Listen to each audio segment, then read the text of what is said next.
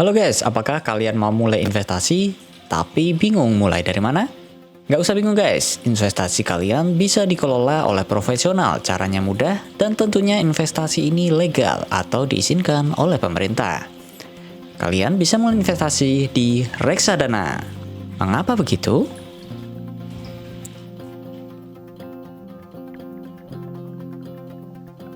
Reksadana adalah investasi yang dikelola oleh ahlinya, yaitu manajer investasi. Para profesional ini akan menaruh dana kalian pada instrumen investasi sesuai jenis reksadana yang kalian beli.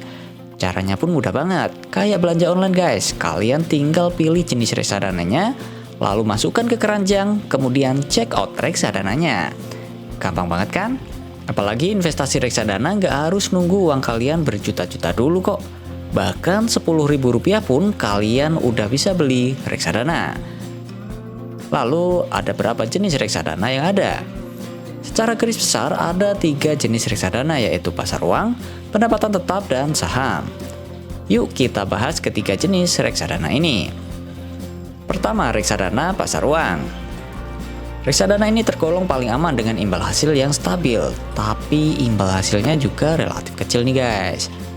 Reksadana pasar uang itu mainnya di instrumen investasi pasar uang dengan masa jatuh tempo kurang dari 1 tahun, antara lain deposito berjangka, sertifikat Bank Indonesia, surat berharga pasar uang, dan instrumen investasi pasar uang lainnya. Jadi, kita bisa melihat di prospektus reksadananya. Kalau pasar uang kecenderungannya investasi di tempat yang aman. Sejauh ini saya belum pernah lihat imbal hasil reksadana pasar uang itu minus, atau kalau dilihat di grafik, reksadana pasar uang ini biasanya trennya selalu naik, walaupun agak lambat ya guys ya. Yang kedua adalah reksadana pendapatan tetap. Reksadana ini bisa dikatakan memiliki risiko yang moderat dan imbal hasil yang cukup stabil.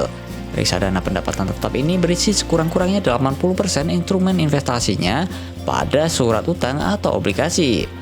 Nah, seperti kita ketahui, obligasi akan membayar imbal hasil yang stabil dengan pembayaran kuponnya. Para manajer investasi akan mengelola dana dengan membeli beberapa obligasi minimal 80% dari total dana kelolaannya. Yang ketiga, reksadana saham.